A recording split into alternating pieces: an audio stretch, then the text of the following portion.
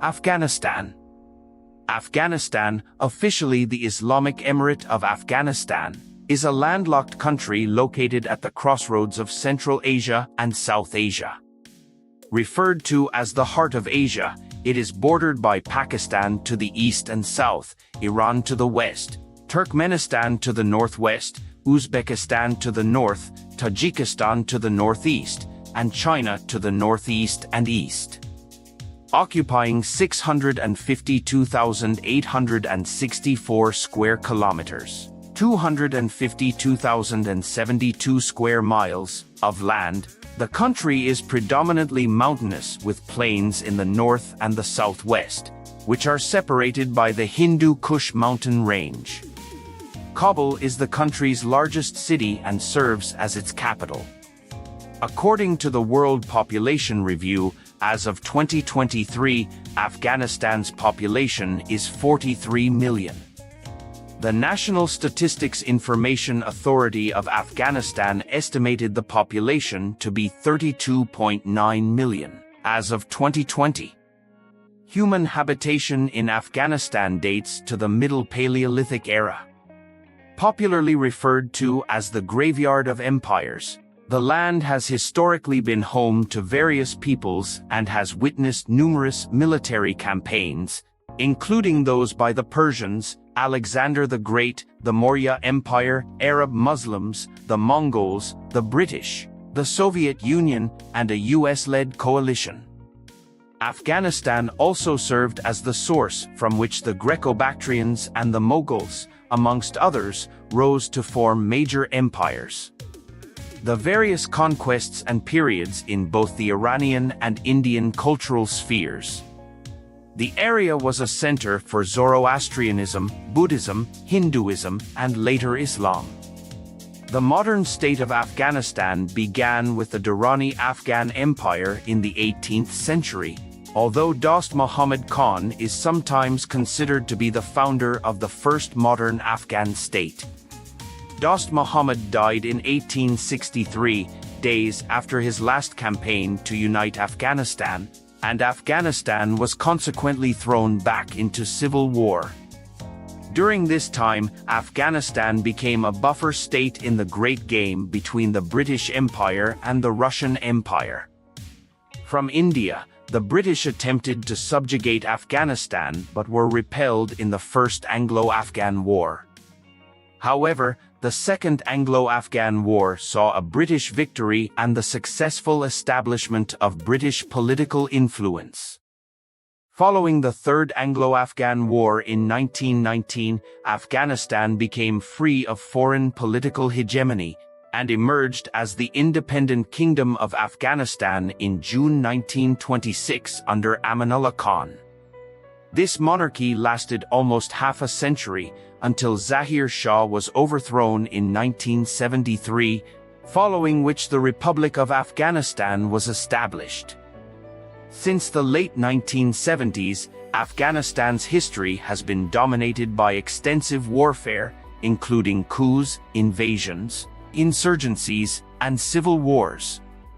The conflict began in 1978 when a communist revolution established a socialist state, and subsequent infighting prompted the Soviet Union to invade Afghanistan in 1979.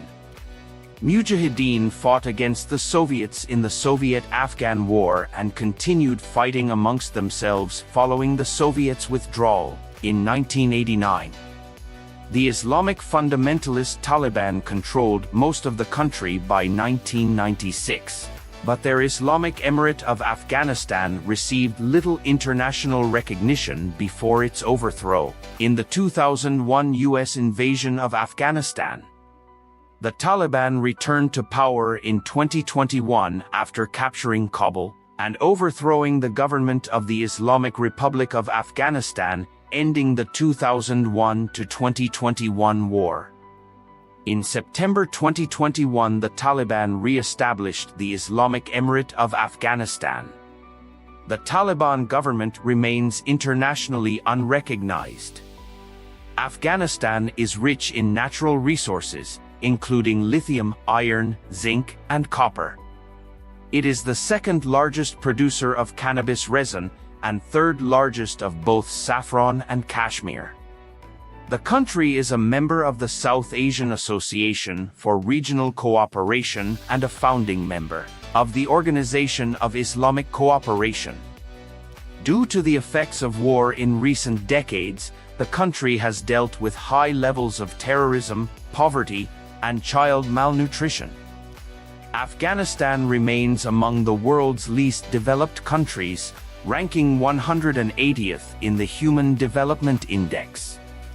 Afghanistan's gross domestic product, GDP, is $81 billion by purchasing power parity and $20.1 billion by nominal values. Per capita, its GDP is amongst the lowest of any country as of 2020. Etymology. Some scholars suggest that the root name Afghan is derived from the Sanskrit word Asvakan, which was the name used for ancient inhabitants of the Hindu Kush. Asvakan literally means horsemen, horse breeders, or cavalrymen, from Asva, the Sanskrit and Avestan words for horse. Historically, the ethnonym Afghan was used to refer to ethnic Pashtun. The Arabic and Persian form of the name, Afghan, was first attested in the 10th century geography book Hudud al-Alam. The last part of the name, Stan, is a Persian suffix meaning place of. Therefore, Afghanistan translates to land of the Afghans, or land of the Pashtun in a historical sense. According to the third edition of the Encyclopedia of Islam, the name Afghanistan, land of the Afghans/Pashtun, Afghina, Singh. Afghan can be traced to the early 8th/14th century, when it designated the easternmost part of the Kardid realm. This name was later used for certain regions in the Affavid and Mughal empires that were inhabited by Afghans. While based on a state-supporting elite of Abdali/Durrani Afghans, the Sad's Durrani polity that came into being in 1160/1747 was not called Afghanistan in its own day. The name became a state designation only during the colonial intervention of the 19th century. The term Afghanistan was officially used in 1855, when the British recognized Dost Muhammad Khan as King of Afghanistan. History, prehistory, and antiquity. Excavations of prehistoric sites suggest that humans were living in what is now Afghanistan at least 50,000 years ago, and that farming communities in the area were among the earliest in the world. An important site of early historical activities, many believe that Afghanistan compares to Egypt in terms of the historical value of its archaeological sites. Artifacts typical of the Paleolithic, Mesolithic, Neolithic, Bronze, and Iron Ages have been found in Afghanistan. Urban civilization is believed to have begun as early as 3000 BCE, and the early city of Mundagak, near Kandahar in the south of the country, was a center of the Helmand culture. More recent findings establish that the Indus Valley civilization stretched up towards modern-day Afghanistan. An Indus Valley site has been found on the Oxus River at Shorchagai in northern Afghanistan. There are several smaller IVC colonies to be found in Afghanistan as well. An Indus Valley site has been found on the Oxus River at Shorchagai in northern Afghanistan, which shows Afghanistan to have been a part of Indus Valley civilization. After 2000 BCE, successive waves of semi-nomadic people from Central Asia began moving south into Afghanistan. Among them were many Indo-European-speaking Indo-Iranians. These tribes later migrated further into South Asia, Western Asia, and toward Europe via the area north of the Caspian Sea. The region at the time was referred to as Ariana. By the middle of the 6th century BCE, the Achaemenids overthrew the Medes and incorporated Arachosia, Arya, and Bactria within its eastern boundaries. An inscription on the tombstone of Darius I of Persia mentions the Kabul Valley in a list of the 29 countries that he had conquered. The region of Arachosia, around Kandahar in modern-day southern Afghanistan, used to be primarily Zoroastrian and played a key role in the transfer of the Avesta to Persia, and is thus considered by some to be the second homeland of Zoroastrianism. Alexander the Great and his Macedonian forces arrived in Afghanistan in 330 BCE after defeating Darius III of Persia a year earlier in the Battle of Gaugamela. Following Alexander's brief occupation, the successor state of the Seleucid Empire controlled the region until 305 BCE, when they gave much of it to the Maurya Empire as part of an alliance treaty. The Mauryans controlled the area south of the Hindu Kush until they were overthrown in about 185 BCE. Their decline began 60 years after Ashoka's rule ended, leading to the Hellenistic reconquest by the Greco-Bactrians. Much of it soon broke away and became part of the Indo-Greek kingdom. They were defeated and expelled by the Indo-Scythians in the late 2nd century BCE. The Silk Road appeared during the 1st century BCE, and Afghanistan flourished with trade, with routes to China, India, Persia, and north to the cities of Bokhara, Samarkand, and Khiva in present-day Uzbekistan. Goods and ideas were exchanged at this center point, such as Chinese silk, Persian silver, and Roman gold, while the region of present Afghanistan was mining and trading lapis lazuli stones mainly from the Badakhshan region. During the 1st century BCE, the Parthian Empire subjugated the region but lost it to their Indo-Parthian vassals. In the mid to late 1st century CE, the vast Kushan Empire, centered in Afghanistan, became great patrons of Buddhist culture, making Buddhism flourish throughout the region. The Kushans were overthrown by the Sassanids in the 3rd century CE, though the Indo-Sassanids continued to rule at least parts of the region. They were followed by the Kidarites who, in turn, was replaced by the Hephthalites. They were replaced by the Turk Shahi in the 7th century. The Buddhist Turk Shahi of Kabul was replaced by a Hindu dynasty before the Saffarids conquered the area in 870. This Hindu dynasty was called Hindu Shahi. Much of the northeastern and southern areas of the country remained dominated by Buddhist culture. Medieval period. Arab Muslims brought Islam to Herat and Zaranj in 642 CE and began spreading eastward. Some of the native inhabitants they encountered accepted it while others revolted.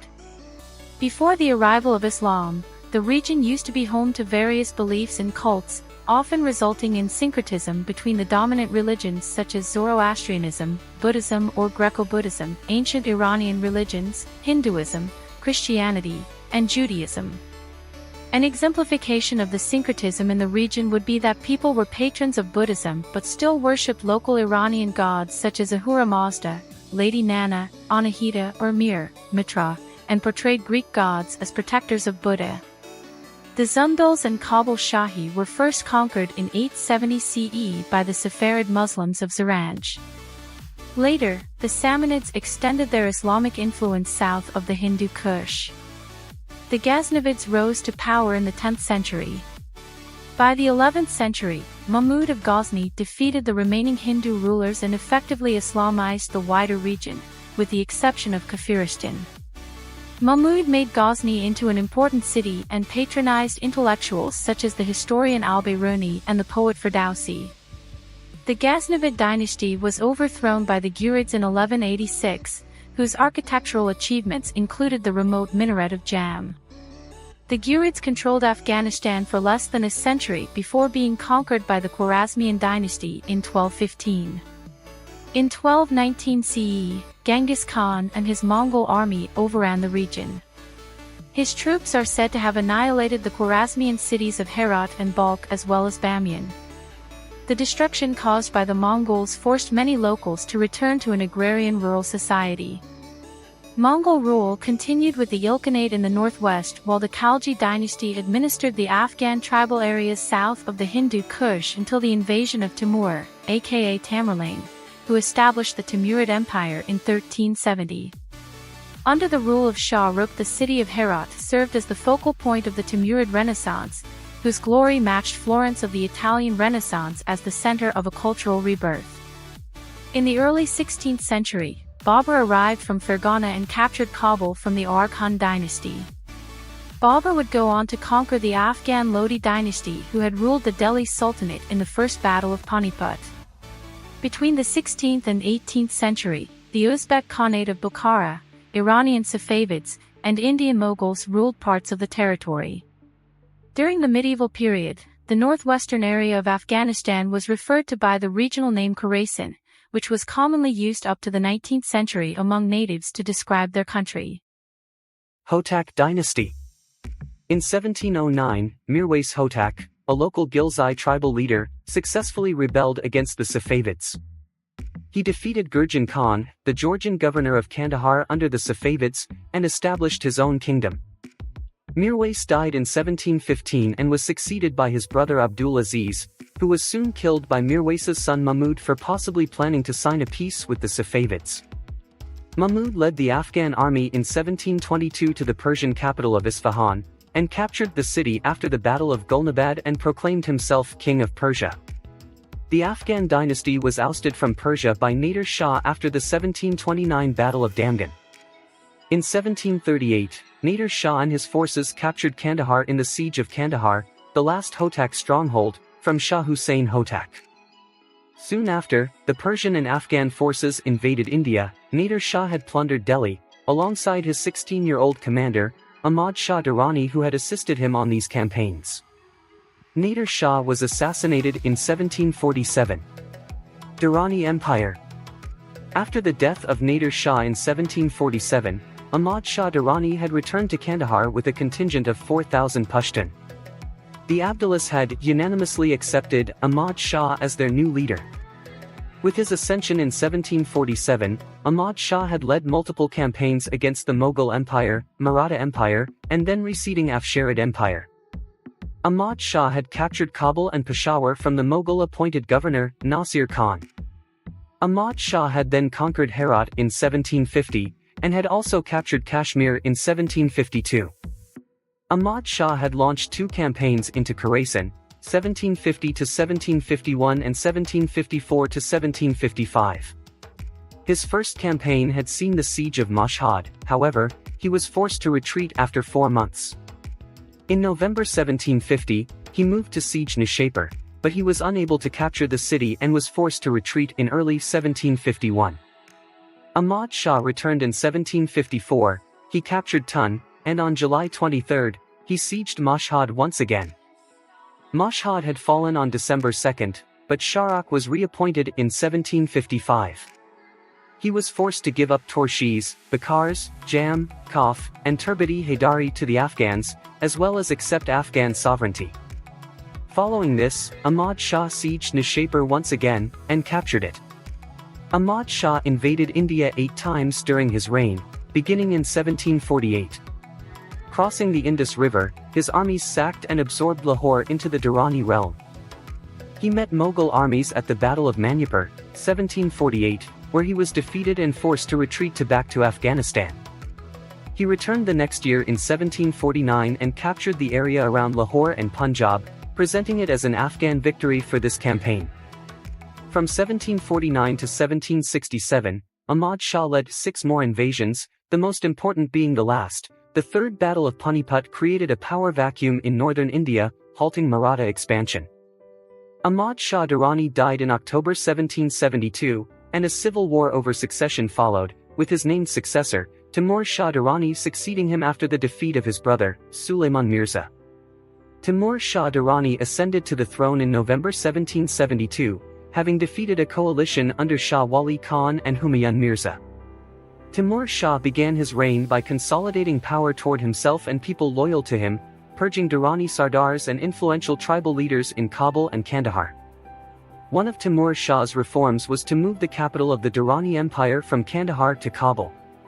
Timur Shah fought multiple series of rebellions to consolidate the empire, and he also led campaigns into Punjab against the Sikhs like his father, though more successfully.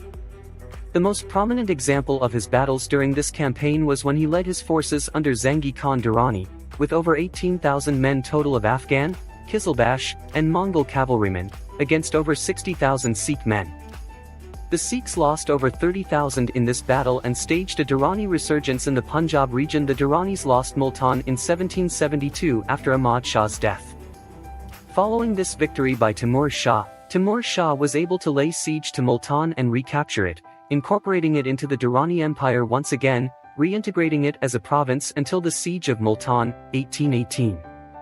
Timur Shah was succeeded by his son Zaman Shah Durrani after his death in May 1793.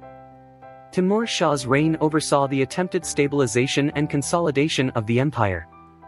However, Timur Shah had over 24 sons, which plunged the empire in civil war over succession crises. Zaman Shah Durrani succeeded to the Durrani throne following the death of his father, Timur Shah Durrani. His brothers Mahmud Shah Durrani and Humayun Mirza revolted against him, with Humayun centered in Kandahar and Mahmud Shah centered in Herat. Zaman Shah would defeat Humayun and force the loyalty of Mahmud Shah Durrani. Securing his position on the throne, Zaman Shah led 3 campaigns into Punjab. The first 2 campaigns captured Lahore, but he retreated due to intel about a possible Qajar invasion.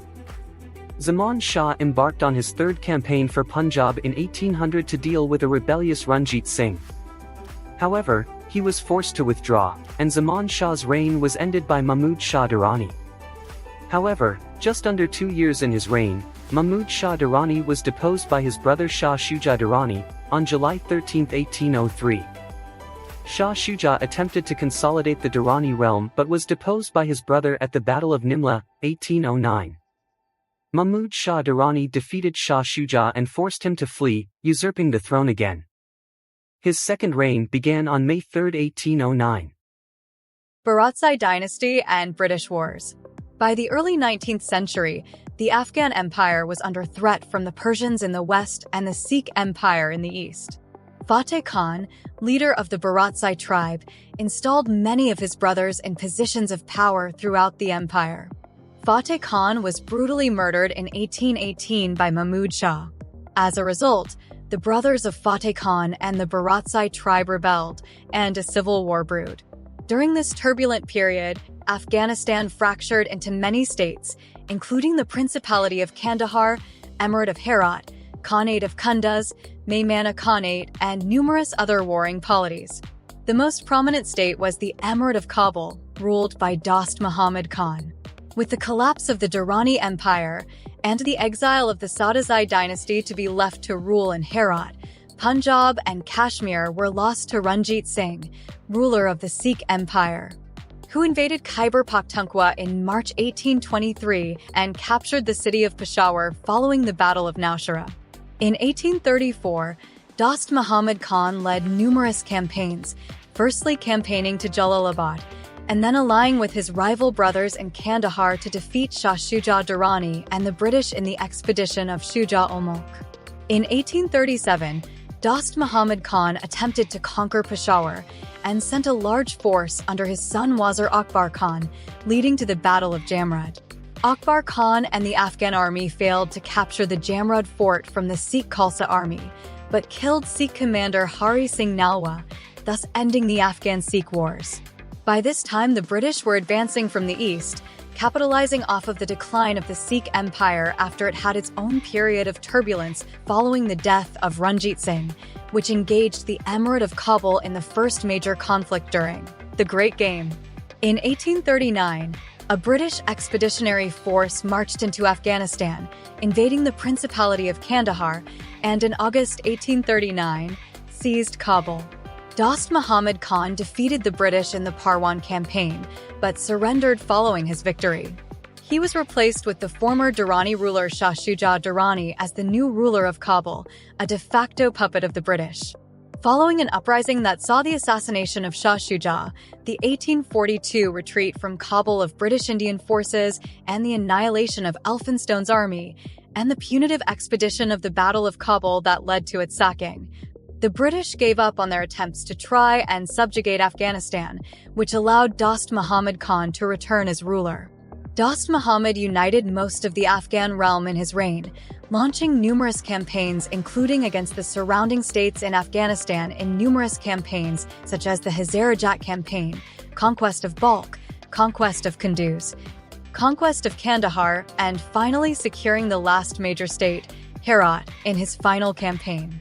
During his campaigns of reunification, he held friendly relations with the British and affirmed their status in the Second Anglo-Afghan Treaty of 1857, while Bukhara and internal leaders pressured the Afghans to invade India. Dost Muhammad died in June 1863, a few weeks after his successful campaign to Herat. Following his death, a civil war ensued amongst his sons, prominently Muhammad Afzal Khan, Muhammad Azam Khan, and Sher Ali Khan. Sher Ali won the resulting Afghan Civil War, 1863 to 1869, and ruled the realm until 1878, when the British returned in the Second Anglo-Afghan War to fight perceived Russian influence in the region. Britain gained control of Afghanistan's foreign relations as part of the Treaty of Gandamak of 1879, making it an official British protected state. In 1893, Emir Abdur Rahman signed an agreement in which the ethnic Pashtun and Baloch territories were divided by the Durrani Line, which forms the modern-day border between Pakistan and Afghanistan. Shia-dominated Hazarajat and pagan Kafiristan remained politically independent until being conquered by Abdur Rahman Khan in 1891 to 1896. He was known as the Iron Emir for his features and his ruthless methods against tribes. He died in 1901, succeeded by his son, Habibullah Khan. How can a small power like Afghanistan, which is like a goat between these lions or a grain of wheat between two strong millstones of the grinding mill, stand in the midway of the stones without being ground to dust? Abdur Rahman Khan, the Iron Emir, in 1900 during the First World War, when Afghanistan was neutral, Habibullah Khan was met by officials of the Central Powers in the Niedermeyer, Hentig expedition. They called on Afghanistan to declare full independence from the United Kingdom, join them, and attack British India as part of the Hindu-German conspiracy. The effort to bring Afghanistan into the Central Powers failed, but it sparked discontent among the population about maintaining neutrality with the British.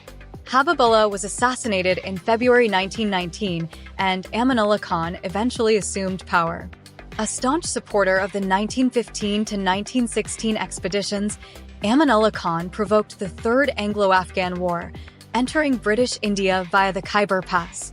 After the end of the Third Anglo-Afghan War and the signing of the Treaty of Rawalpindi on August 19, 1919, Emir Amanullah Khan declared the Emirate of Afghanistan a sovereign and fully independent state. He moved to end his country's traditional isolation by establishing diplomatic relations with the international community, particularly with the Soviet Union and the Weimar Republic. He proclaimed himself King of Afghanistan on June 9, 1926, forming the Kingdom of Afghanistan. He introduced several reforms intended to modernize his nation. A key force behind these reforms was Mahmud Tarzi, an ardent supporter of the education of women. He fought for Article 68 of Afghanistan's 1923 constitution, which made elementary education compulsory. Slavery was abolished in 1923. King Amanullah's wife, Queen Soraya, was an important figure during this period in the fight for women's education and against their oppression. Some of the reforms that were put in place, such as the abolition of the traditional burqa for women and the opening of co-educational schools, alienated many tribal and religious leaders, leading to the Afghan Civil War. 1928 to 1929. King Amanullah abdicated in January 1929, and soon after Kabul fell to Saqqawist forces led by Habibullah Khalaqani. Muhammad Nadir Shah, Amanullah's cousin, defeated and killed Khalaqani in October 1929 and was declared King Nadir Shah. He abandoned the reforms of King Amanullah in favor of a more gradual approach to modernization, but was assassinated in 1933 by Abdul Khalik. Muhammad Zahir Shah succeeded to the throne and reigned as king from 1933 to 1973. During the tribal revolts of 1944 to 1947, King Zahir's reign was challenged by Zadran, Safi, Mongol, and Wazir tribesmen led by Mazrak Zadran, Salmai, and Mirzali Khan, among others, many of whom were Amanullah loyalists. Afghanistan joined the League of Nations in 1934. The 1930s saw the development of roads, infrastructure, the founding of a national bank, and increased education. Road links in the north played a large part in a growing cotton and textile industry. The country built close relationships with the Axis powers, with Nazi Germany having the largest share in Afghan development at the time. Until 1946, King Zahir ruled with the assistance of his uncle, who held the post of prime minister and continued the policies of Nadir Shah. Another uncle, Shah Mahmud Khan, became prime minister in 1946 and experimented with allowing greater political freedom. He was replaced in 1953 by Muhammad Daud Khan, a Pashtun nationalist who sought the creation of a Pashtunistan, leading to highly tense relations with Pakistan. Daud Khan pressed for social modernization reforms and sought a closer relationship with the Soviet Union. Afterward, the 1964 constitution was formed, and the first non-royal prime minister was sworn in. Zahir Shah, like his father Nadir Shah, had a policy of maintaining national independence while pursuing gradual modernization, creating nationalist feeling and improving relations with the United Kingdom. Afghanistan was neither a participant in World War II nor aligned with either power bloc in the Cold War. However, it was a beneficiary of the latter rivalry as both the Soviet Union and the United States vied for influence by building Afghanistan's main highways, airports, and other vital infrastructure. On a per capita basis, Afghanistan received more Soviet development aid than any other country. In 1973, while the king was in Italy, Daud Khan launched a bloodless coup and became the first president of Afghanistan, abolishing the monarchy. Democratic Republic and Soviet War. In April 1978, the Communist People's Democratic Party of Afghanistan, PDPA, seized power in a bloody coup d'état against then-President Mohammad Daud Khan. In what is called the Saur Revolution, the PDPA declared the establishment of the Democratic Republic of Afghanistan, with its first leader named as People's Democratic Party General Secretary Nur Muhammad Turaki. This would trigger a series of events that would dramatically turn Afghanistan from a poor and secluded, albeit peaceful country to a hotbed of international terrorism. The PDPA initiated various social, symbolic, and land distribution reforms that provoked strong opposition, while also brutally oppressing political dissidents. This caused unrest and quickly expanded into a state of civil war by 1979, waged by guerrilla mujahideen and smaller Maoist guerrillas against regime forces countrywide. It quickly turned into a proxy war as the Pakistani government provided these rebels with covert training centers. The United States supported them through Pakistan's Inter-Services Intelligence, ISI, and the Soviet Union sent thousands of military advisors to support the PDPA regime. Meanwhile, there was increasingly hostile friction between the competing factions of the PDPA, the dominant Khalq and the more moderate Parkam. In September 1979, PDPA General Secretary Turaki was assassinated in an internal coup orchestrated by then-Prime Minister Hafizullah Amin, who became the new General Secretary of the People's Democratic Party. The situation in the country deteriorated under Amin, and thousands of people went missing. Displeased with Amin's government, the Soviet army invaded the country in December 1979, heading for Kabul and killing Amin.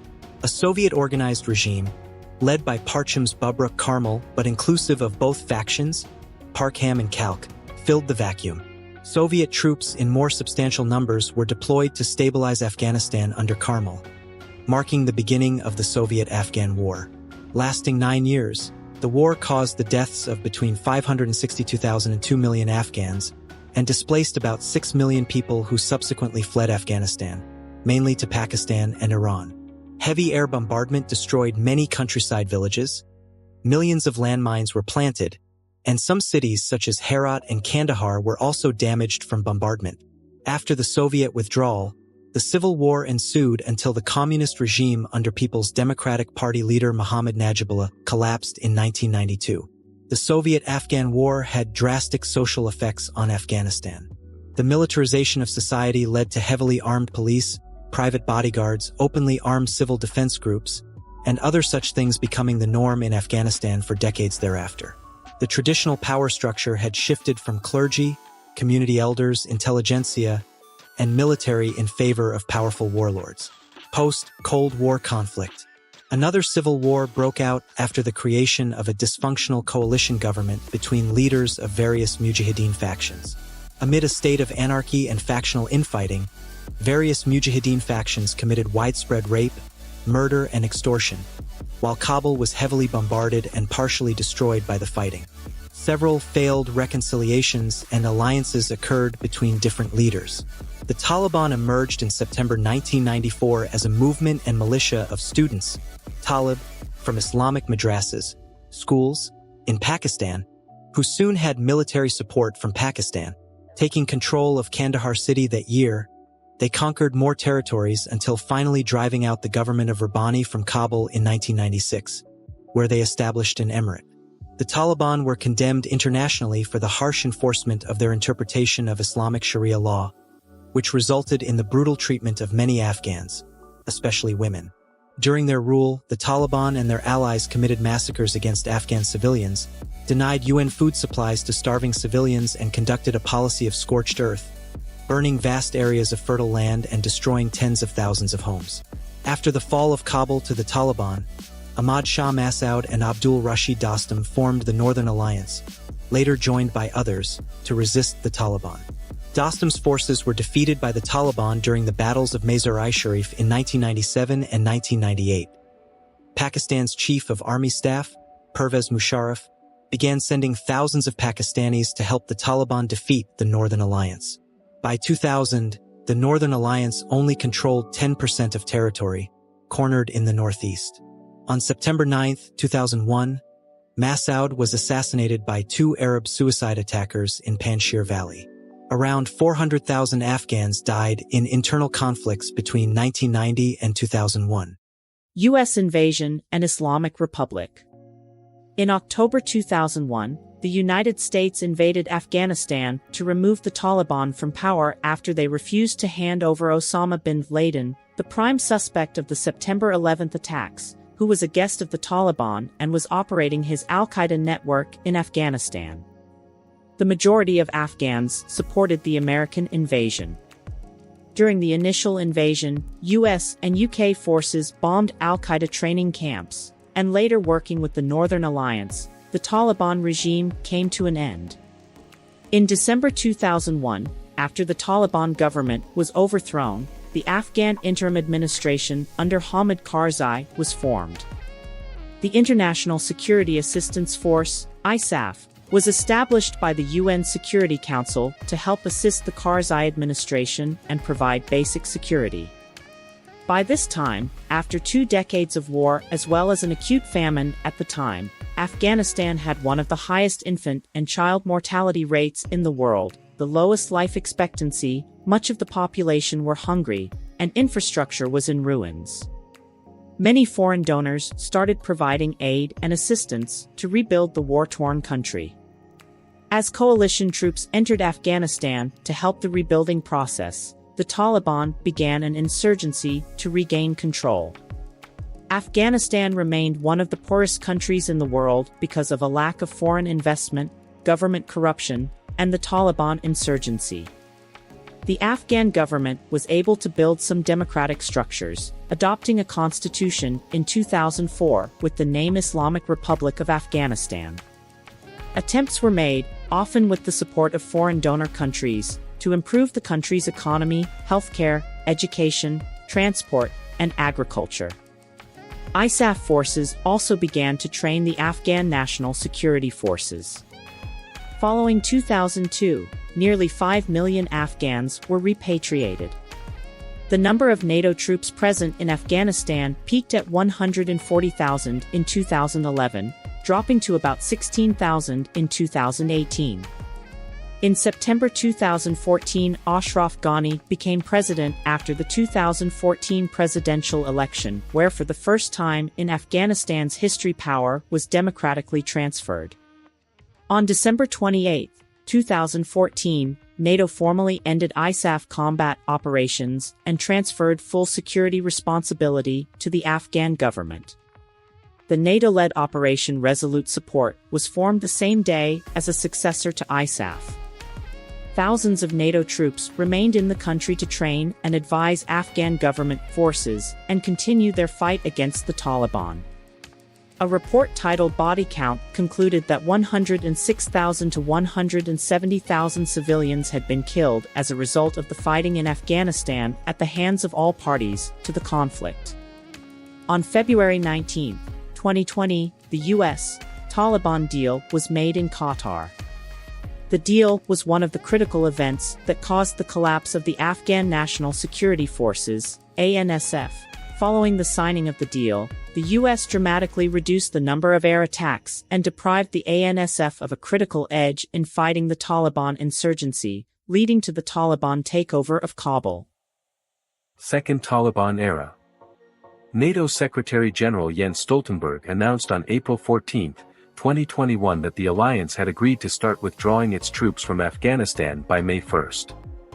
Soon after NATO troops began withdrawing, the Taliban launched an offensive against the Afghan government and quickly advanced in front of collapsing Afghan government forces. The Taliban captured the capital city of Kabul on August 15, 2021, after regaining control over a vast majority of Afghanistan. Several foreign diplomats and Afghan government officials, including President Ashraf Ghani, were evacuated from the country, with many Afghan civilians attempting to flee along with them. On August 17, First Vice President Amrullah Saleh proclaimed himself caretaker president and announced the formation of an anti-Taliban front with a reported 6,000+ troops in the Panjshir Valley, along with Ahmad Massoud. However, by September 6, the Taliban had taken control of most of Panjshir province, with resistance fighters retreating to the mountains. Clashes in the valley ceased mid-September. According to the Costs of War project, 176,000 people were killed in the conflict, including 46,319 civilians, between 2001 and 2021. According to the Uppsala Conflict Data Program, at least 212,191 people were killed in the conflict. Though the state of war in the country ended in 2021, armed conflict persists in some regions amid fighting between the Taliban and the local branch of the Islamic State, as well as an anti-Taliban Republican insurgency. The Taliban government is led by Supreme Leader Hibatullah Akhundzada and Acting Prime Minister Hassan Akhund, who took office on September 7, 2021. Akhund is one of the four founders of the Taliban and was a deputy prime minister of the previous emirate. His appointment was seen as a compromise between moderates and hardliners. A new, all-male cabinet was formed, which included Abdul Hakim Haqqani as Minister of Justice. On September 20, 2021, United Nations Secretary-General Antonio Guterres received a letter from Acting Minister of Foreign Affairs Amir Khan Muttaqi to formally claim Afghanistan's seat as a member state for their official spokesman in Doha, Suhail Shaheen. The United Nations did not recognize the previous Taliban government and chose to work with the then government in exile instead. Western nations suspended most of their humanitarian aid to Afghanistan following the Taliban's August 2021 takeover of the country.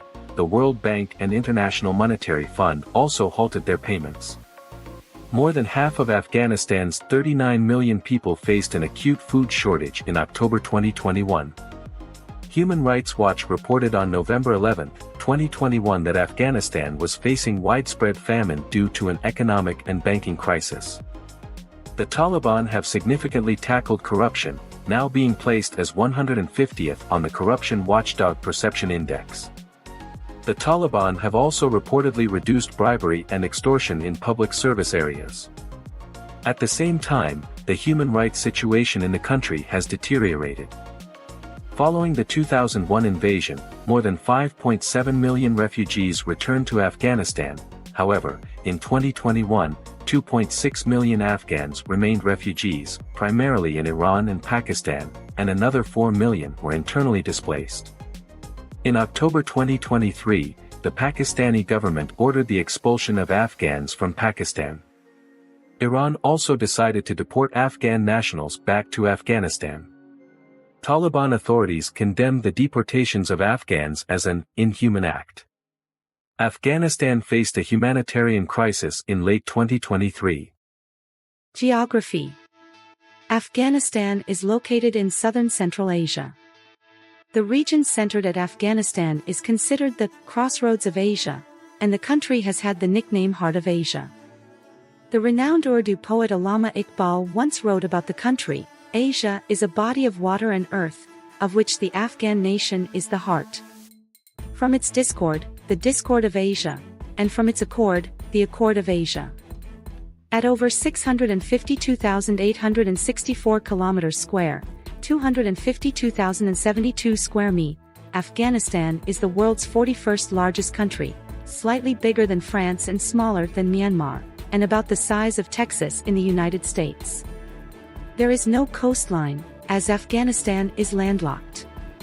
Afghanistan shares its longest land border, the Durrani Line, with Pakistan to the east and south, followed by borders with Tajikistan to the northeast, Iran to the west, Turkmenistan to the northwest, Uzbekistan to the north and China to the far northeast. India recognizes a border with Afghanistan through Pakistani-administered Kashmir.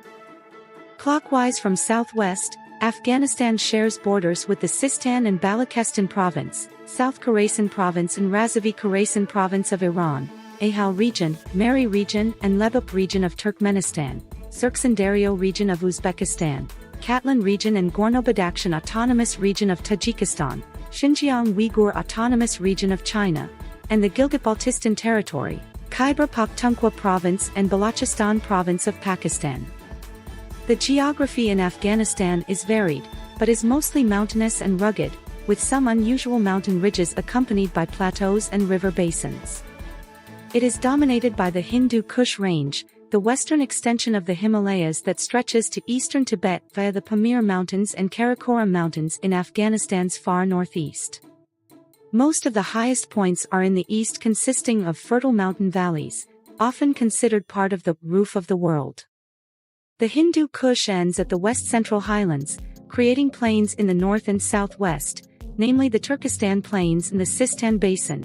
These two regions consist of rolling grasslands and semi-deserts, and hot windy deserts, respectively. Forests exist in the corridor between Nuristan and Paktika provinces, see East Afghan montane conifer forests, and tundra in the northeast. The country's highest point is Nashak, at 7,492 meters, 24,580 feet, above sea level. The lowest point lies in Jowzjan province along the Amu River bank, at 258 meters, 846 feet, above sea level. Despite having numerous rivers and reservoirs, large parts of the country are dry. The Endorheic Sistan Basin is one of the driest regions in the world. The Amu Darya rises at the north of the Hindu Kush, while the nearby Hari Rud flows west towards Herat, and the Argundab River from the central region southwards. To the south and west of the Hindu Kush flow a number of streams that are tributaries of the Indus River, such as the Helmand River. The Kabul River flows in an easterly direction to the Indus, ending at the Indian Ocean. Afghanistan receives heavy snow during the winter in the Hindu Kush and Pamir Mountains, and the melting snow in the spring season enters the rivers, lakes, and streams.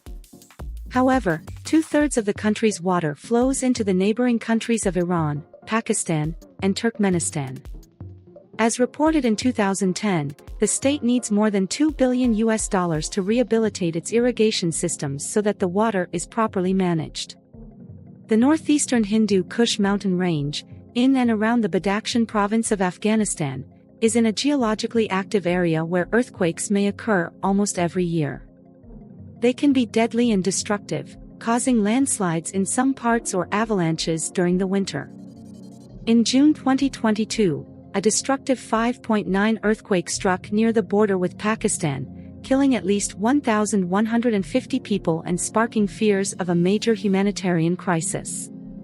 On October 7, 2023, a 6.3 magnitude earthquake struck northwest of Herat, killing over 1,400 people. Climate. Afghanistan has a continental climate with harsh winters in the Central Highlands, the glaciated northeast, around Nuristan, and the Walking Corridor, where the average temperature in January is below -15 degrees Celsius 5 degrees Fahrenheit and can reach -26 degrees Celsius -15 degrees Fahrenheit, and hot summers in the low-lying areas of the Sistan Basin of the southwest, the Jalalabad Basin in the east, and the Turkestan Plains along the Amu River in the north, where temperatures average over 35 degrees Celsius 95 degrees Fahrenheit in July and can go over 43 degrees Celsius 109 degrees Fahrenheit. The country is generally arid in the summers, with most rainfall falling between December and April. The lower areas of northern and western Afghanistan are the driest, with precipitation more common in the east. Although proximate to India, Afghanistan is mostly outside the monsoon zone, except the Nuristan province, which occasionally receives summer monsoon rain. Biodiversity. Several types of mammals exist throughout Afghanistan. Snow leopards, Siberian tigers, and brown bears live in the high-elevation alpine tundra regions. The Marco Polo sheep exclusively live in the walking corridor region of northeast Afghanistan. Foxes, wolves, otters, deer, wild sheep, lynx, and other big cats populate the mountain forest region of the east. In the semi-desert northern plains, wildlife include a variety of birds, hedgehogs, gophers, and large carnivores such as jackals and hyenas. Gazelles, wild pigs, and jackals populate the steppe plains of the south and west, while mongoose and cheetahs exist in the semi-desert south. Marmots and ibex also live in the high mountains of Afghanistan, and pheasants exist in some parts of the country. The Afghan hound is a native breed of dog known for its fast speed and its long hair. It is relatively known in the West. Endemic fauna of Afghanistan includes the Afghan flying squirrel, Afghan snowfinch, Pterodactylodon, or the Pagman mountain salamander, Stigmella casei, Vulcanella cabulensis, Afghan leopard gecko, Willeria parviflorelis, amongst others. Endemic flora include Iris afghanica. Afghanistan has a wide variety of birds despite its relatively arid climate, an estimated 460 species of which 235 breed within. The forest region of Afghanistan has vegetation such as pine trees, spruce trees, fir trees, and larches, whereas the steppe grassland regions consist of broadleaf trees, short grass, perennial plants, and shrublands. The colder high-elevation regions are composed of hardy grasses and small flowering plants. Several regions are designated protected areas. There are 3 national parks: Band-e-Amir, Wakhan, and Nuristan. Afghanistan had a 2018 Forest Landscape Integrity Index mean score of 8.85/10, ranking it 15th globally out of 172 countries. Government and politics. Following the effective collapse of the Islamic Republic of Afghanistan during the 2021 Taliban offensive, the Taliban declared the country an Islamic emirate. A new caretaker government was announced on September 7. As of September 8, 2021, no other country had formally recognized the Islamic Emirate of Afghanistan as the de jure government of Afghanistan. According to the VDEM Democracy Indices, Afghanistan in 2023 was the 3rd least electoral democratic country in Asia. A traditional instrument of governance in Afghanistan is the Loya Jirga, Grand Assembly, a Pashtun consultative meeting that was mainly organized for choosing a new head of state, adopting a new constitution, or to settle national or regional issues such as war. Loya Jirgas have been held since at least 1747, with the most recent one occurring in August 2020. Development of Taliban government. On August 17, 2021, the leader of the Taliban-affiliated Hezb-e-Islami Gabudin Party, Gabudin Hekmatyar, met with both Hamid Karzai, the former president of Afghanistan, and Abdullah Abdullah, the former chairman of the High Council for National Reconciliation and former chief executive, in Doha, Qatar, with the aim of forming a national unity government. President Ashraf Ghani, having fled the country during the Taliban advance to either Tajikistan or Uzbekistan, emerged in the United Arab Emirates and said that he supported such negotiations and was in talks to return to Afghanistan. Many figures within the Taliban generally agreed that continuation of the 2004 Constitution of Afghanistan may, if correctly applied, be workable as the basis for the new religious state, as their objections to the former government were political, and not religious. Hours after the final flight of American troops left Kabul on August 30, a Taliban official interviewed said that a new government would likely be announced as early as Friday, September 3 after Jumu'ah. It was added that Hibatullah Akhundzada would be officially named Emir, with cabinet ministers being revealed at the Arg in an official ceremony. Abdul Ghani Baradar would be named head of government as prime minister, while other important positions would go to Sirajuddin Haqqani and Mullah Yaqub. Beneath the supreme leader, day-to-day governance will be entrusted to the cabinet. In a report by CNN News 18, sources said the new government was going to be governed similarly to Iran, with Hibatullah Akhundzada as supreme leader, similar to the role of Sayyid Ali Khamenei, and would be based out of Kandahar. Baradar or Yaqub would be head of government as prime minister. The government's ministries and agencies will be under a cabinet presided over by the prime minister. The supreme leader would preside over an executive body known as the Supreme Council, with anywhere from 11 to 72 members. Abdul Hakim Haqqani is likely to be promoted to Chief Justice. According to the report, the new government will take place within the framework of an amended 1964 Constitution of Afghanistan. Government formation was delayed due to concerns about forming a broad-based government acceptable to the international community. It was later added, however, that the Taliban's Robbery Shura, the group's leadership council, was divided between the hardline Haqqani network and moderate Abdul Ghani Baradar over appointments needed to form an inclusive government. This culminated in a skirmish which led to Baradar being injured and treated in Pakistan. As of early September 2021, the Taliban were planning the cabinet to be men only. Journalists and other human rights activists, mostly women, protested in Herat and Kabul, calling for women to be included. The acting cabinet announced on September 7 was men only, and the Ministry of Women's Affairs appeared to have been abolished. Administrative divisions. Afghanistan is administratively divided into 34 provinces, wilayat. Each province has a governor and a capital. The country is further divided into nearly 400 provincial districts, each of which normally covers a city or several villages. Each district is represented by a district governor. The provincial governors are now appointed by the Prime Minister of Afghanistan, and the district governors are selected by the provincial governors.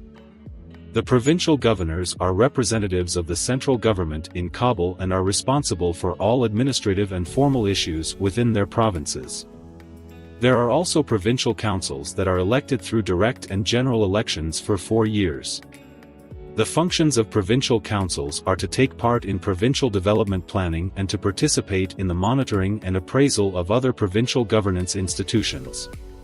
According to Article 140 of the Constitution and the Presidential Decree on Electoral Law, mayors of cities should be elected through free and direct elections for a 4-year term. In practice, however, mayors are appointed by the government. Foreign relations. Afghanistan became a member of the United Nations in 1946. Historically, Afghanistan had strong relations with Germany, one of the first countries to recognize Afghanistan's independence in 1919, the Soviet Union, which provided much aid and military training for Afghanistan's forces and includes the signing of a Treaty of Friendship in 1921 and 1978, and India, with which a friendship treaty was signed in 1950. Relations with Pakistan have often been tense for various reasons, such as the Durrani Line border issue and alleged Pakistani involvement in Afghan insurgent groups.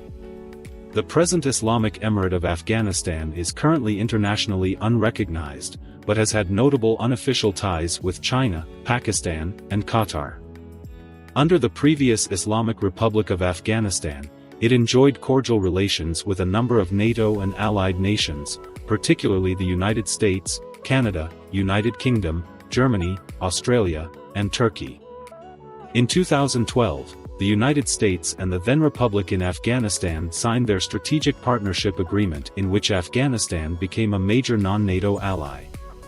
Such qualification was rescinded by U.S. President Joe Biden in July 2022. Military. The armed forces of the Islamic Emirate of Afghanistan captured a large number of weapons, hardware, vehicles, aircrafts, and equipment from the Afghan National Security Forces following the 2021 Taliban offensive and the fall of Kabul. The total value of the captured equipment has been estimated at $83 billion. Human rights. Homosexuality is taboo in Afghan society. According to the Penal Code, homosexual intimacy is punished by up to a year in prison. Under Sharia law, offenders can be punished by death. However, an ancient tradition involving male homosexual acts between children and older men, typically wealthy warlords or elite people, called bacha batsi, persists. Religious minorities such as Sikhs, Hindus, and Christians have reportedly faced persecution. Since May 2022, all women in Afghanistan have been required by law to wear full-body coverings when in public, either a burqa or an abaya paired with a niqab, which leaves only the eyes uncovered. First Deputy Leader Sirajuddin Haqqani claimed the decree is only advisory and no form of hijab is compulsory in Afghanistan.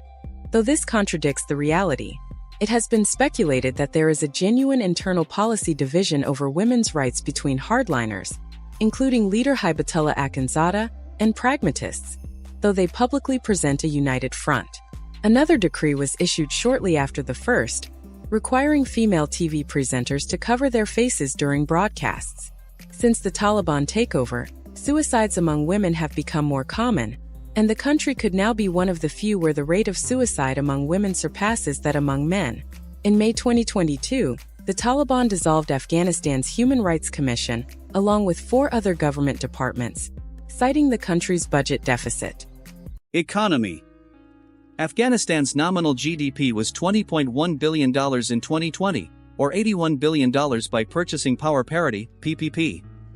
Its GDP per capita is $2,459, PPP, and $611 by nominal. Despite having $1 trillion or more in mineral deposits, it remains one of the world's least developed countries. Afghanistan's rough physical geography and its landlocked status has been cited as reasons why the country has always been among the least developed in the modern era, a factor where progress is also slowed by contemporary conflict and political instability. The country imports over $7 billion worth of goods but exports only $784 million, mainly fruits and nuts. It has $2.8 billion in external debt. The service sector contributed the most to the GDP, 55.9%, followed by agriculture, 23%, and industry, 21.1%. The Afghanistan Bank serves as the central bank of the nation, and the Afghani, AFN, is the national currency, with an exchange rate of about 75 Afghanis to $1. A number of local and foreign banks operate in the country, including the Afghanistan International Bank, New Kabul Bank, Azizi Bank, Pashtuni Bank, Standard Chartered Bank, and the First Microfinance Bank. One of the main drivers for the current economic recovery is the return of over 5 million expatriates, who brought with them entrepreneurship and wealth-creating skills as well as much-needed funds to start up businesses. Many Afghans are now involved in construction, which is one of the largest industries in the country. Some of the major national construction projects include the $35 billion New Kabul city next to the capital, the Ain Mina project in Kandahar, and the Ghazi Amanullah Khan town near Jalalabad. Similar development projects have also begun in Herat, Mazar-e-Sharif, and other cities. An estimated 400,000 people enter the labor market each year. Several small companies and factories began operating in different parts of the country, which not only provide revenues to the government but also create new jobs. Improvements to the business environment have resulted in more than $1.5 billion in telecom investment and created more than 100,000 jobs since 2003. Afghan rugs are becoming popular again, allowing many carpet dealers around the country to hire more workers. In 2016 to 17, it was the 4th most exported group of items. Afghanistan is a member of WTO, SAARC, ECO, and OIC. It holds an observer status in SCO. In 2018, a majority of imports come from either Iran, China, Pakistan, and Kazakhstan, while 84% of exports are to Pakistan and India. Since the Taliban's takeover of the country in August 2021, the United States has frozen about $9 billion in assets belonging to the Afghan Central Bank, blocking the Taliban from accessing billions of dollars held in U.S. bank accounts. The GDP of Afghanistan is estimated to have dropped by 20% following the Taliban return to power. Following this, after months of freefall, the Afghan economy began stabilizing as a result of the Taliban's restrictions on smuggled imports, limits on banking transactions, and UN aid. In 2023, the Afghan economy began seeing signs of revival. This has also been followed by stable exchange rates, low inflation, stable revenue collection, and the rise of trade and exports. In the third quarter of 2023, the Afghani rose to be the best performing currency in the world, climbing over 9% against the US dollar. Agriculture. Agricultural production is the backbone of Afghanistan's economy and has traditionally dominated the economy, employing about 40% of the workforce as of 2018. The country is known for producing pomegranates, grapes, apricots, melons, and several other fresh and dry fruits. Afghanistan is also one of the world's top producers of cannabis. Saffron, the most expensive spice, grows in Afghanistan, particularly Herat province. In recent years, there has been an uptick in saffron production, which authorities and farmers are using to try to replace poppy cultivation. Between 2012 and 2019, the saffron cultivated and produced in Afghanistan was consecutively ranked the world's best by the International Taste and Quality Institute. Production hit record high in 2019, 19,469 kilograms of saffron, and 1 kilogram is sold domestically between $634 and $1,147. The availability of cheap diesel-powered water pumps imported from China and Pakistan, and in the 2010s, of cheap solar-powered to pump water, resulted in expansion of agriculture and population in the southwestern deserts of Afghanistan in Kandahar, Helmand and Nimruz provinces in the 2010s. Wells have gradually been deepened, but water resources are limited.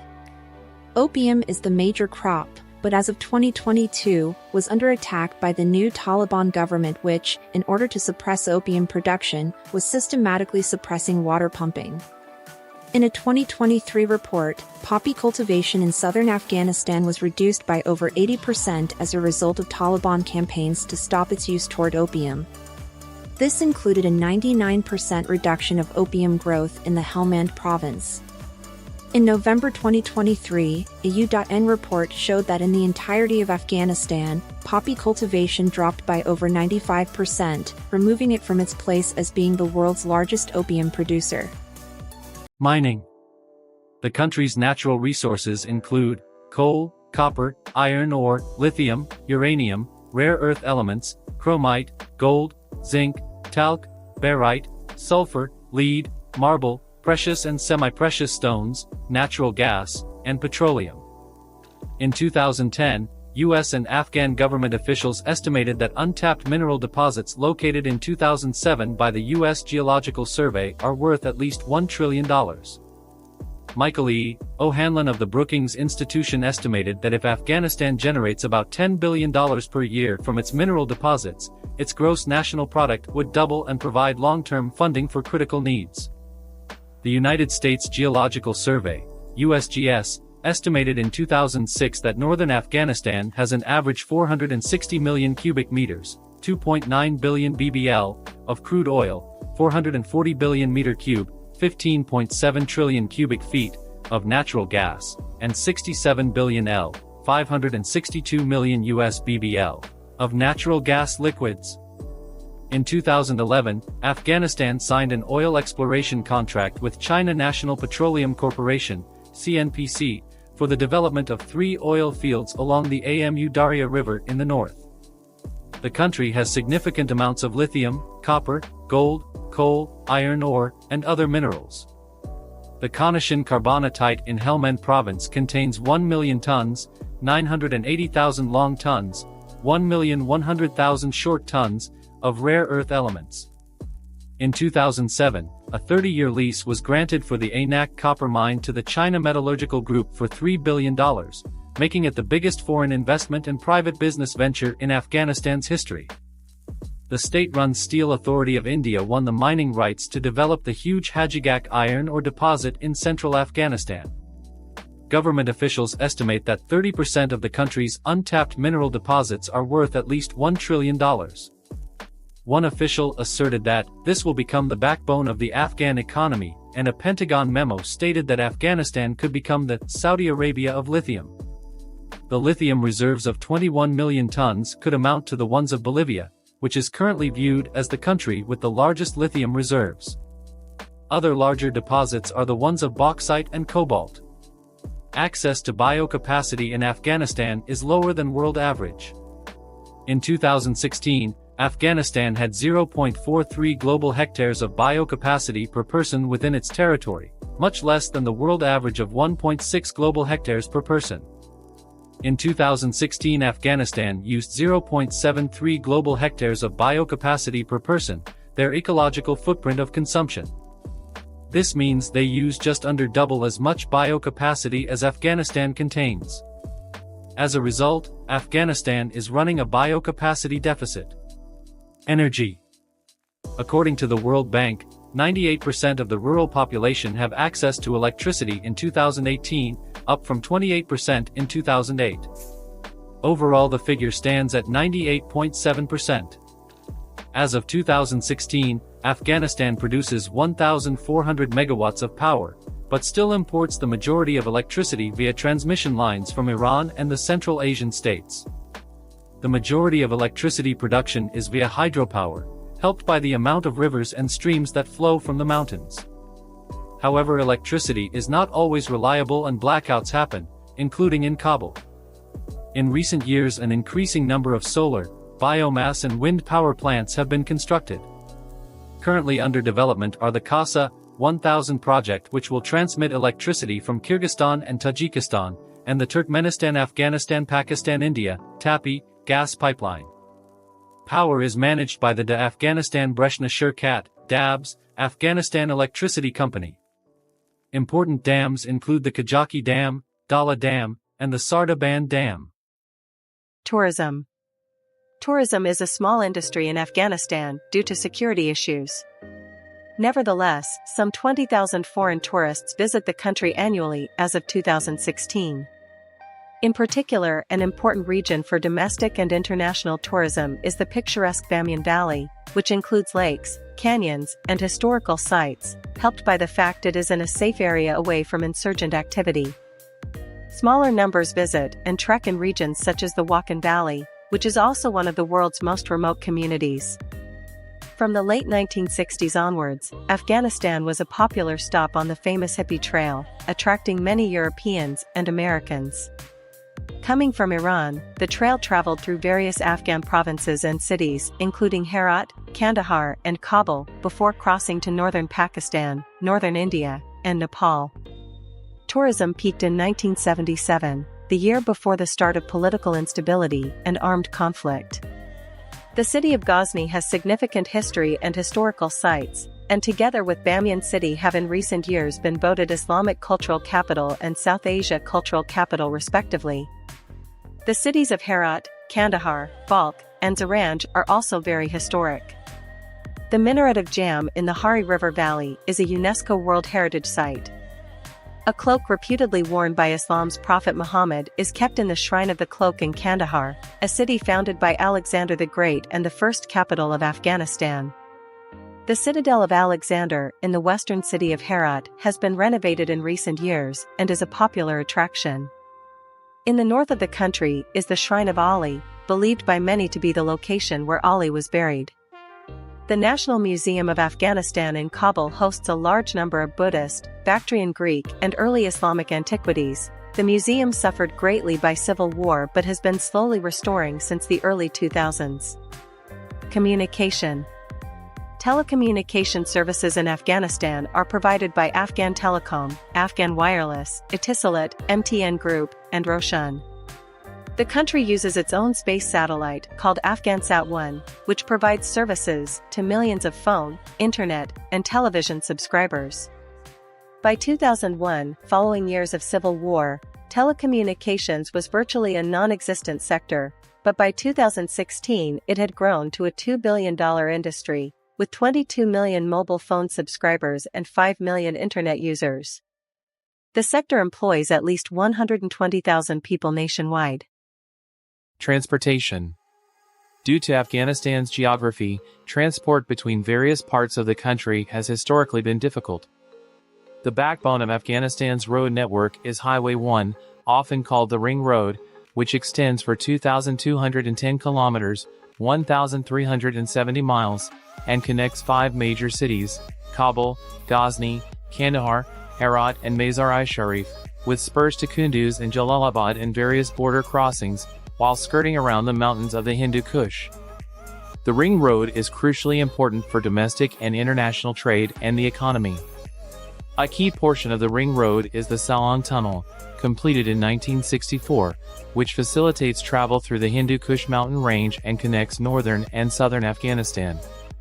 It is the only land route that connects Central Asia to the Indian subcontinent. Several mountain passes allow travel between the Hindu Kush and other areas. Serious traffic accidents are common on Afghan roads and highways, particularly on the Kabul-Kandahar and the Kabul-Jalalabad road. Traveling by bus in Afghanistan remains dangerous due to militant activities. Air transport in Afghanistan is provided by the national carrier, Ariana Afghan Airlines, and by the private company Cam Air. Airlines from a number of countries also provide flights in and out of the country. These include Air India, Emirates, Gulf Air, Iran Aseman Airlines, Pakistan International Airlines, and Turkish Airlines. The country has 4 international airports: Hamid Karzai International Airport, formerly Kabul International Airport, Kandahar International Airport, Herat International Airport, and Mazar-e-Sharif International Airport. Including domestic airports, there are 43. Bagram Air Base is a major military airfield. The country has 3 rail links: 1, a 75-kilometer, 47 miles, line from Mazar-e-Sharif to the Uzbekistan border, a 10-kilometer, 6.2 miles, long line from Toragundi to the Turkmenistan border, where it continues as part of Turkmen Railways, and a short link from Akyna across the Turkmen border to Kirki, which is planned to be extended further across Afghanistan. These lines are used for freight only, and there is no passenger service. A rail line between Kaf, Iran, and Herat, western Afghanistan, intended for both freight and passengers, was under construction as of 2019. About 125 kilometers, 78 miles, of the line will lie on the Afghan side. Private vehicle ownership has increased substantially since the early 2000s. Taxis are yellow and consist of both cars and auto rickshaws. In rural Afghanistan, villagers often use donkeys, mules, or horses to transport or carry goods. Camels are primarily used by the Kochi nomads. Bicycles are popular throughout Afghanistan. Demographics. The population of Afghanistan was estimated at 32.9 million as of 2019 by the Afghanistan Statistics and Information Authority, whereas the UN estimates over 38.0 million. In 1979, the total population was reported to be about 15.5 million. About 23.9% of them are urbanite, 71.4% live in rural areas, and the remaining 4.7% are nomadic. An additional 3 million or so Afghans are temporarily housed in neighboring Pakistan and Iran, most of whom were born and raised in those two countries. As of 2013, Afghanistan was the largest refugee-producing country in the world, a title held for 32 years. The current population growth rate is 2.37%, one of the highest in the world outside of Africa. This population is expected to reach 82 million by 2050 if current population trends continue. The population of Afghanistan increased steadily until the 1980s, when civil war caused millions to flee to other countries such as Pakistan.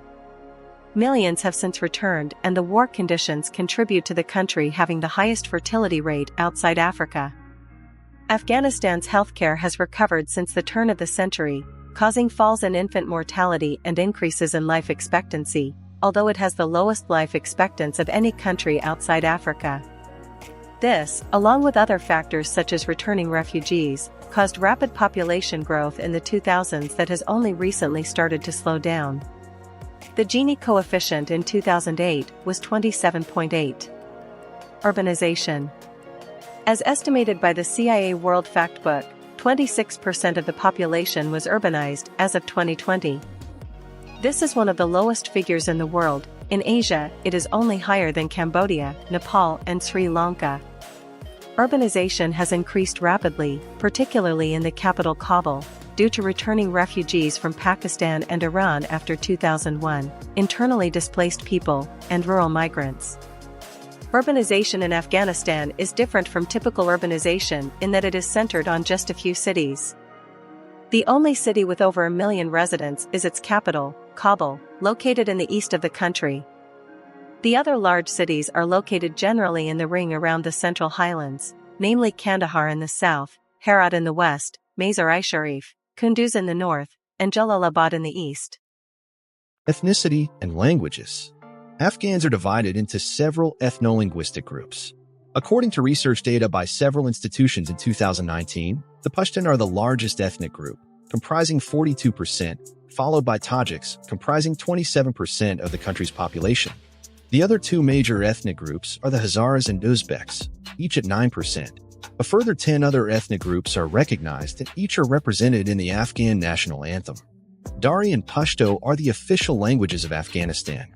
Bilingualism is very common. Dari, which is also referred to as Eastern Persian as it is a variety of and mutually intelligible with Persian and very often called Farsi by some Afghans like in Iran, functions as the lingua franca in Kabul as well as in much of the northern and northwestern parts of the country.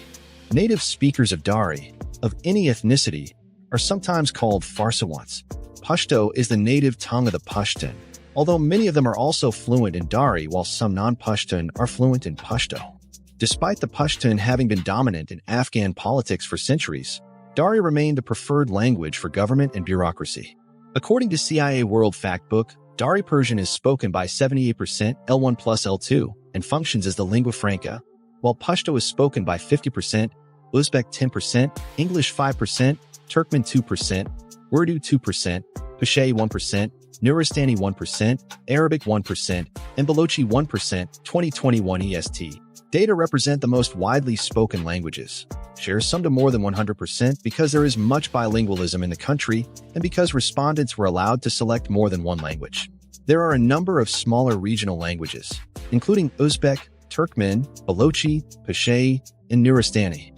When it comes to foreign languages among the populace, many are able to speak or understand Hindustani or Urdu Hindi, partly due to returning Afghan refugees from Pakistan and the popularity of Bollywood films respectively. English is also understood by some of the population and has been gaining popularity as of the 2000s. Some Afghans retained some ability in Russian, which was taught in public schools during the 1980s. Religion.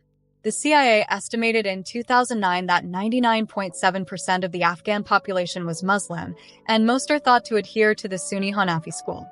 According to Pew Research Center, as much as 90% are of the Sunni denomination, 7% Shia, and 3% non-denominational. The CIA Factbook variously estimates up to 89.7% Sunni, or up to 15% Shia. Afghan Sikhs and Hindus are also found in certain major cities, namely Kabul, Jalalabad, Ghazni, Kandahar, accompanied by Gurdwaras and Mandars. According to Deutsche Welle in September 2021, 250 remain in the country after 67 were evacuated to India. There was a small Jewish community in Afghanistan, living mainly in Herat and Kabul. Over the years, this small community was forced to leave due to decades of warfare and religious persecution. By the end of the 20th century, nearly the entire community had emigrated to Israel and the United States, with one known exception, Herat-born Zavlon Simantov.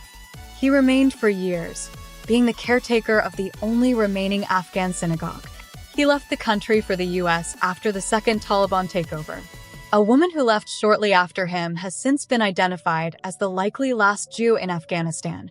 Afghan Christians, who number 500 to 8,000, practice their faith secretly due to intense societal opposition, and there are no public churches. Education. Education in Afghanistan is overseen by the Ministry of Education and the Ministry of Higher Education. There are over 16,000 schools in the country and roughly 9 million students. Of this, about 60% are males and 40% females. However, the new regime has thus far forbidden female teachers and female students from returning to secondary schools. Over 174,000 students are enrolled in different universities around the country. About 21% of these are females. Former Education Minister Ghulam Farooq Wardak had stated that construction of 8,000 schools is required for the remaining children who are deprived of formal learning. As of 2018, the literacy rate of the population age 15 and older is 43.02%, males 55.48%, and females 29.81%. The top universities in Afghanistan are the American University of Afghanistan, AUAF, followed by Kabul University, KU, both of which are located in Kabul.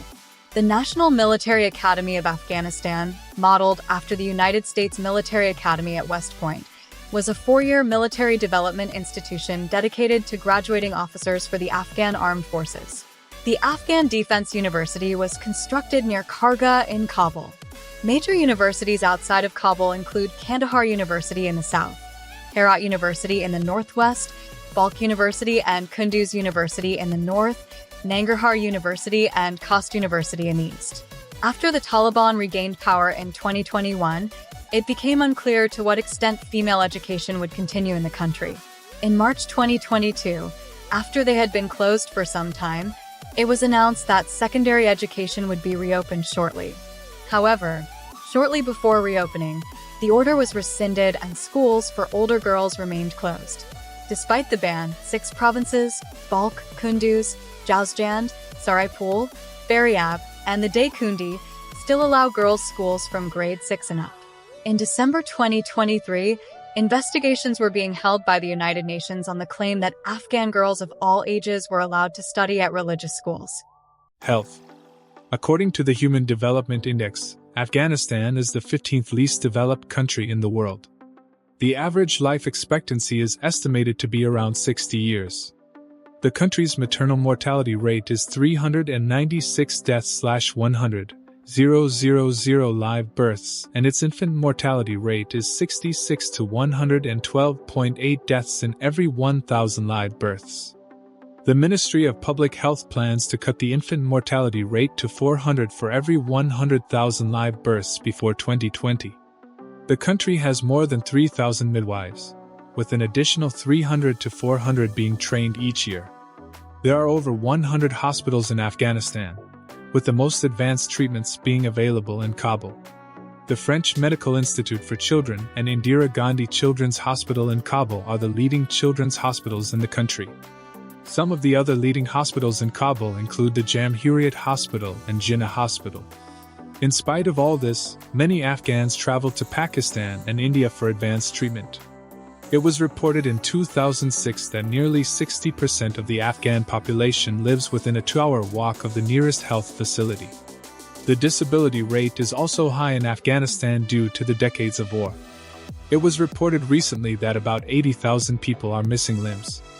Non-governmental charities such as Save the Children and Mahbuba's Promise assist orphans in association with governmental structures. Culture.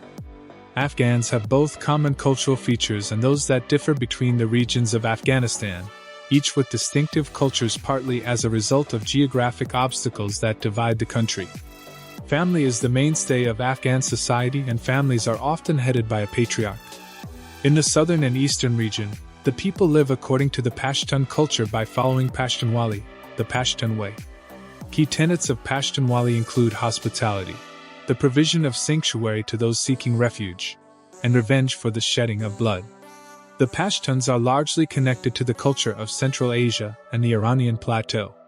The remaining Afghans are culturally Persian and Turkic. Some non-Pashtuns who live in proximity with Pashtuns have adopted Pashtunwali in a process called Pashtunization, while some Pashtuns have been Persianized.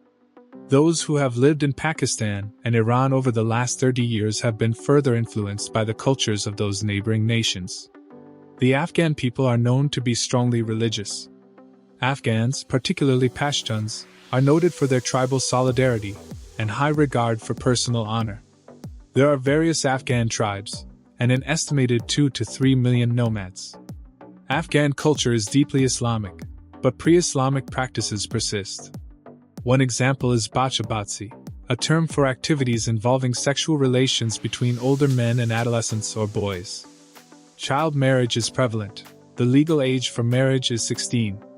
The most preferred marriage in Afghan society is to one's parallel cousin, and the groom is often expected to pay a bride price.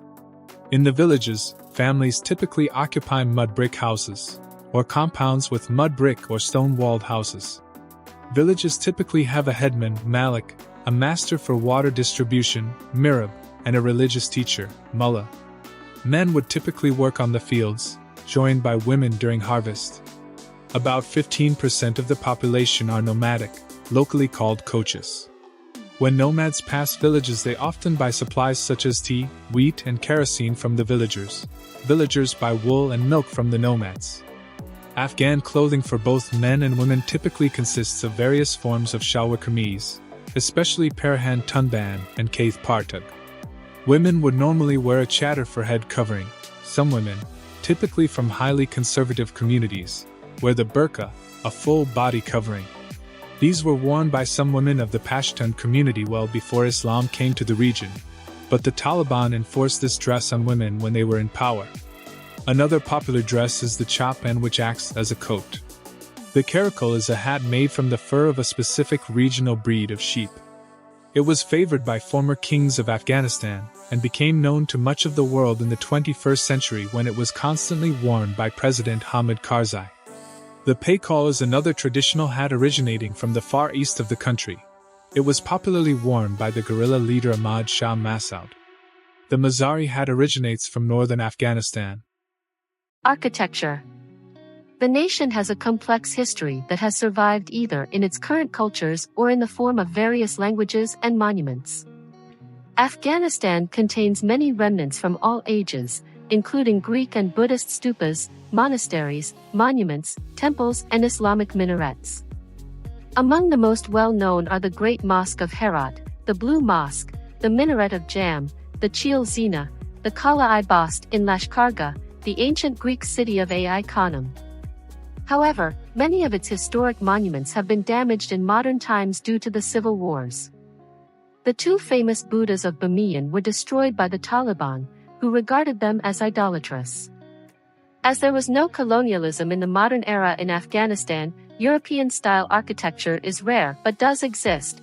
The Victory Arch at Pagman and the Darul Aman Palace in Kabul were built in this style in the 1920s. Afghan architecture also ranges deep into India, such as the tomb of Sher Shah Suri, an Afghan emperor of India. Art and ceramics.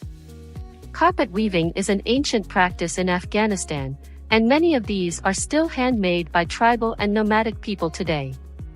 Carpets have been produced in the region for thousands of years and traditionally done by women. Some crafters express their feelings through the designs of rugs.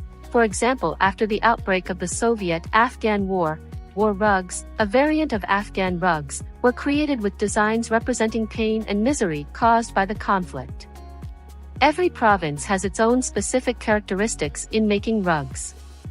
In some of the Turkic-populated areas in the northwest, bride and wedding ceremony prices are driven by the bride's weaving skills. Pottery has been crafted in Afghanistan for millennia.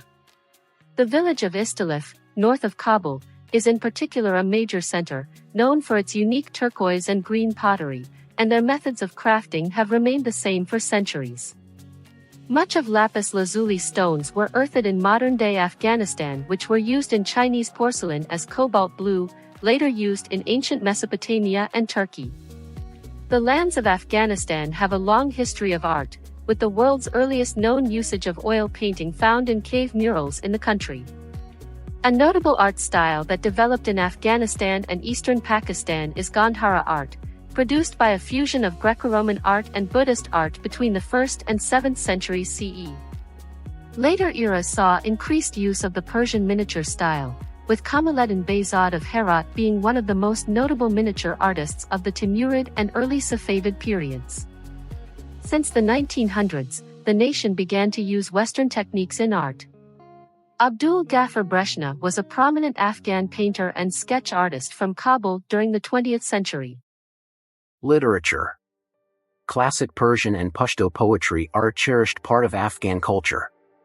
Poetry has always been one of the major educational pillars in the region, to the level that it has integrated itself into culture. One of the poetic styles is called Landay. A popular theme in Afghan folklore and mythology are divs, monstrous creatures. Thursdays are traditionally poetry night in the city of Herat when men, women and children gather and recite both ancient and modern poems.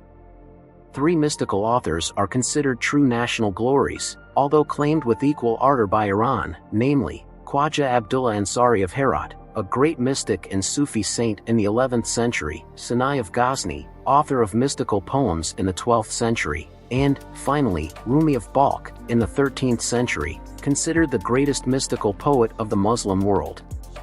The Afghan Pashto literature, although quantitatively remarkable and in great growth in the last century, has always had an essentially local meaning and importance, feeling the influence of both Persian literature and the contiguous literatures of India.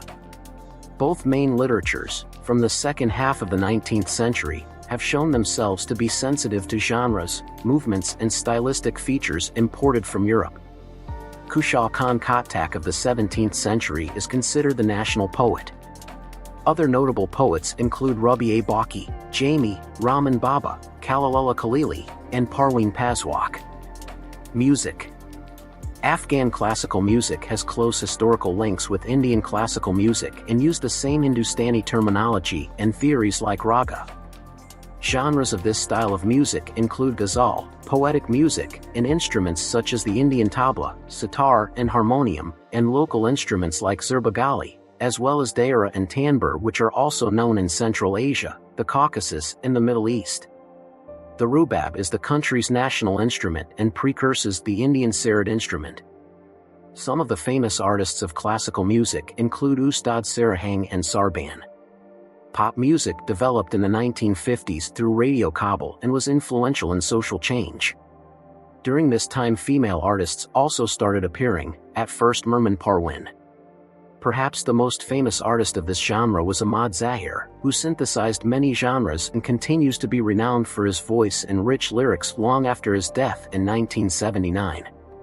Other notable masters of traditional or popular Afghan music include Nashinaz, Ubaidullah Jan, Mawash, Ahmad Wali, Farhad Daria, and Nagma. Atan is the national dance of Afghanistan, a group dance popularly performed by Afghans of all backgrounds. The dance is considered part of Afghan identity. Media and entertainment. Afghanistan has around 350 radio stations and over 200 television stations. Radio Television Afghanistan, originating from 1925, is the state public broadcaster. Television programs began airing in the 1970s, and today there are many private television channels such as Polo and Shamshad TV. The first Afghan newspaper was published in 1873, and there are hundreds of print outlets today. By the 1920s, Radio Kabul was broadcasting local radio services. Voice of America, BBC, and Radio Free Europe/Radio Liberty, RFE/RL, broadcast in both of Afghanistan's official languages on radio. Press restrictions have been gradually relaxed and private media diversified since 2002, after more than 2 decades of tight controls. Afghans have long been accustomed to watching Indian Bollywood films and listening to its filmy songs. It has been claimed that Afghanistan is among the biggest markets for the Hindi film industry.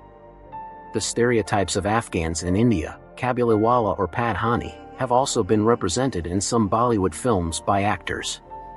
Many Bollywood film stars have roots in Afghanistan, including Salman Khan, Saif Ali Khan, Amir Khan, Faraz Khan, Kader Khan, Nasiruddin Shah, Zaran Khan, Selina Jaitli, and a number of others.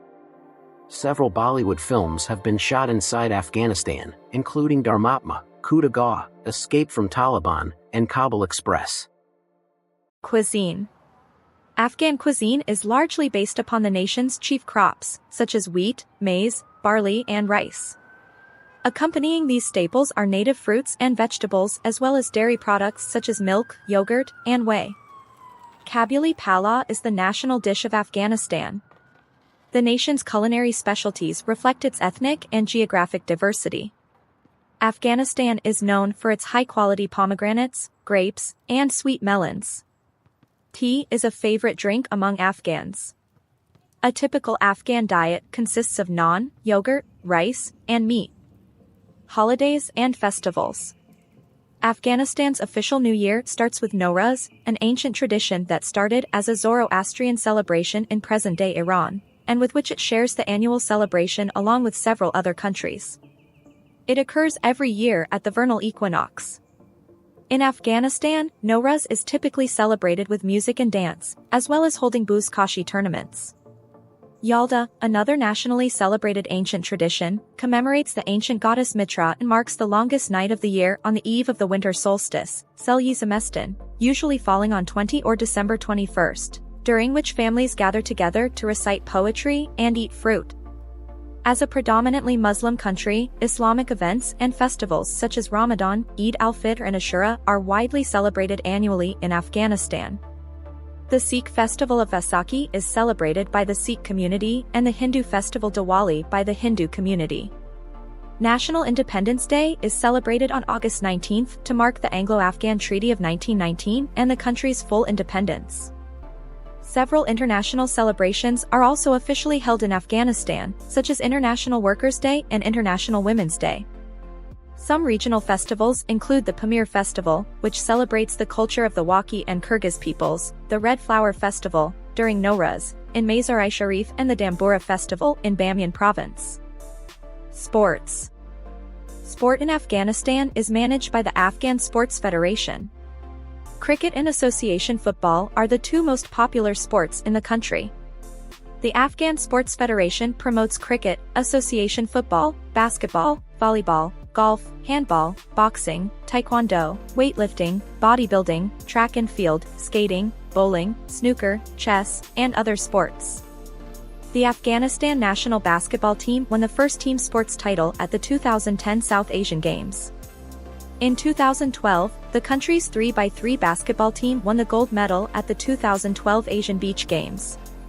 In 2013, Afghanistan's football team followed as it won the SAFF championship. The Afghan national cricket team, which was formed in 2001, won the 2009-10 ICC Intercontinental Cup. It won the ACC 2020 Cup in 2007, 2009, 2011, and 2013. The team played in the 2015, 2019, and 2023 Cricket World Cups. The Afghanistan Cricket Board, ACB, is the official governing body of the sport and is headquartered in Kabul. The Alakoze Kabul International Cricket Ground serves as the nation's main cricket stadium. There are several other stadiums throughout the country, including the Ghazi Amanullah Khan International Cricket Stadium near Jalalabad. Domestically, cricket is played between teams from different provinces. The Afghanistan national football team has been competing in international football since 1941. The national team plays its home games at the Ghazi Stadium in Kabul, while football in Afghanistan is governed by the Afghanistan Football Federation. The national team has never competed or qualified for the FIFA World Cup, but won an international football trophy in 2013. The country also has a national team in the sport of futsal, a five-a-side variation of football. The traditional and the national sport of Afghanistan is buzkashi, particularly popular in the north. It is similar to polo, played by horsemen in two teams, each trying to grab and hold a goat carcass. The Afghan hound, a type of running dog, originated in Afghanistan and was used in wolf hunting.